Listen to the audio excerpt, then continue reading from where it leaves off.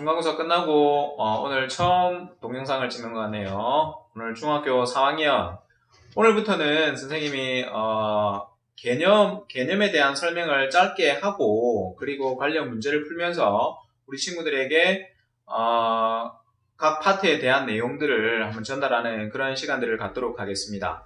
자, 오늘은 첫 시간으로 2차 방정식에 대한 내용 한번 다뤄보도록 하겠습니다. 자, 여러분들 2차 방정식에 대한 내용들을 혹시 알고 있나요? 자, 2차 방정식이란 우리가 1차 방정식에 대해서는 알고 있죠. 우리가 중학교 2학년 때 했던 1차 방정식은 일단은 차수가 1차인 방정식이 1차 방정식인데 방정식이 뭡니까? 바로 방정식이란 미지수의 값을 구하기 위한 식을 방정식이라고 하죠. 그래서 방정식에는 항상 필요한 게 뭐였습니까? 우리가 이꼴이라고 부르는 이퀄, 그러니까 등호가 필요했다, 그죠? 그래서 그 등호를 기준으로 해서 좌변이나 혹은 우변으로 이항시킨 다음에 x의 값을 구하는 그런 문제들을 우리가 여태까지 많이 풀었었는데 이게 x의 값을 구하기 위한 방정식의 모양이었습니다. 자, 오늘부터는 그 방정식이 이제 차수가 2차가 돼서 2차 방정식에 대한 내용을 하겠습니다. 자, 한번 칠판을 한번 볼까요?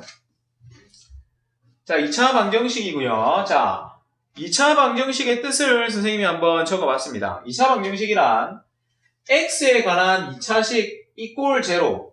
방금도 선생님이 얘기했지만 방정식은 이 이꼴이 중요하다 했죠. 이꼴. 이게 없으면 우리가 x에 관해서 풀 수가 없습니다. 그렇기 때문에 방정식은 항상 이꼴이 필요하다는 거 반드시 기억해 두세요. 그렇다면 한번 생각해 봅시다. 여기에 있는 이퀄이 없으면 어떻게 되는 겁니까? 이거는 방정식이 아니라 앞에도 적어놨죠. x에 관한 그냥 2차식이 되는 겁니다. 이퀄이 없으면. 그래서 이퀄 제로가 바로 2차 방정식의 모양을 완성시킨다는 거 반드시 기억을 해두시고요. 그 다음에 자, x에 관한 2차 방정식의 모양이 어떻게 생겼냐면 이렇게 생겼습니다. ax의 제곱 플러스 bx 플러스 c 이퀄 제로. 이렇게 생긴 게 바로 2차 방정식의 모양이었습니다. 여기서 중요한 게 하나가 있습니다. 자, 중요한 게 뭐가 있냐면 중요한 사실은 바로 A가 0이 되면 안 된다라는 사실이 이게 엄청 중요합니다. A가 0이 되면 안 된다. 왜냐? A가 0이 돼버리면 최고창이 0이 돼버리면 2차식이 되지 않죠. 그렇기 때문에 2차 방정식이 되려면 최고창이 개수가 0이 되면 0이 안 돼야 된다는 조건이 반드시 필요합니다. 그러니까 우리 친구들 꼭 기억을 해주시길 바랍니다. 그 다음 2차 방정식의 해 또는 2차 방정식의 근 2차 방정식의 해나 2차 방정식의 근이나 우리가 1차 방정식 때도 배웠지만 얘네들은 같은 뜻입니다. 뭐죠?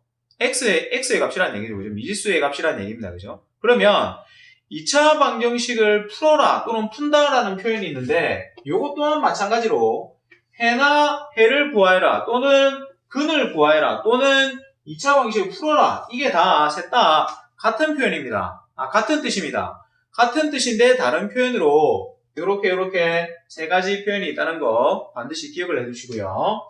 2차 방정식을 참이 되게 하는 x의 값이다 라고 밑에다 선생님 적어놨죠. 그죠? 그래서 x의 값이다 라고 우리 친구들이 알면 되는 겁니다. 2차 방정식 해나 또는 근이나 혹은 2차 방정식을 풀어라 라는 표현은 x의 값을 구하여라 라는 표현이다 라고 생각을 해두시면 되겠습니다. 자, 2차식에 대한 내용 방금 선생님 짧게 설명을 했는데 이거에 대한 예제 문제를 한번 들고 와봤습니다. 한번 보겠습니다. 이거는 매우 중요한 내용입니다. 잘 기억을 해두시길 바랍니다. 자, 봅시다.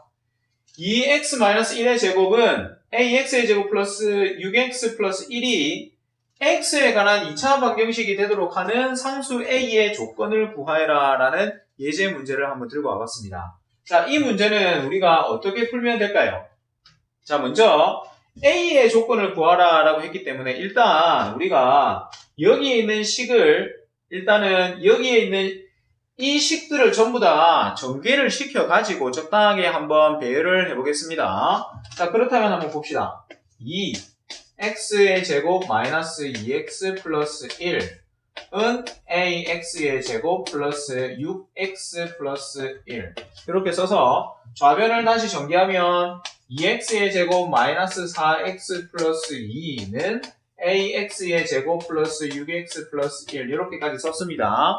그 다음에 여기 우변에 있는 녀석들을 전부 다 좌변으로 한번 이항시켜 봅시다. 그러면 어떻게 되냐면 이렇게 되겠죠. 자, 2-AX의 제곱 그 다음에 마이너스 10X가 되겠죠. 왜냐하면은 플러스 6X가 이항되면서 마이너스 6X가 되니까 원래 있던 마이너스 4X랑 합해져서 마이너스 10X가 되는 겁니다. 그죠? 그 다음에 플러스 1 이꼴 0 이렇게 되겠죠. 플러스 1이 이항해서 마이너스 1이 되는 바람에 플러스 2와 마이너스 1이 더해져서 플러스 1이 되는 겁니다. 자, 그렇다면 이 식을 주어진 식을 간단히 했을 때에 요런 표현이 요렇게 다시 식이 만들어졌습니다. 그죠? 자, 여기에서 A의 조건을 구하라고 했죠. 자, 아까 선생님이 2차 방정식의 조건에서 가장 중요한 게 있다 했죠. 뭐라고 했냐면 별표했던 것처럼 최고차항의 개수가 0이 되면 안 된다라는 조건, 이게 엄청 중요하다고 했죠. 그죠? 그걸 이용해서 이 문제를 푸는 겁니다.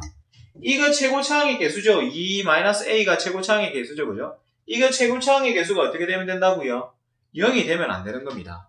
무슨 말인지 알겠습니까? 그래서 따라서 2-a가 0이 되면 안 된다. 따라서 우리가 구하고자 하는 a의 값은 a는 2가 안 된다. 요게 바로 우리가 구하고자 하는 a의 조건이 되는 겁니다. 무슨 말인지 알겠습니까? 자, 2차식의 조건, 2차 방정식 첫 시간이었는데 2차 방정식에서 최고차항의 조건이 어때야 된다라는 걸 반드시 기억을 해두는 게 오늘 문제의 핵심 내용이었습니다. 그리고 2차 방정식의 근이 무엇이며 해가 무엇이며 그 다음에 2차 방정식을 푼다는 뜻이 무엇인지 요거를 익혔습니다. 우리 친구들 평소에 이번에 중간고사 치면서 또 느꼈겠지만 평소에 이렇게 우리가 조금 더 신경을 써서 집중을 해서 공부를 해놓는 게 얼마나 큰 힘이 되는지 우리 친구들 많이 느꼈죠. 그러니까 평소에 이렇게 공부를 조금씩 해두면은 앞으로 다가올 모든 시험에서도 우리 친구들 좋은 점수 기대할 수 있을 겁니다. 자, 오늘부터 힘내서 또 한번 열심히 해봅시다.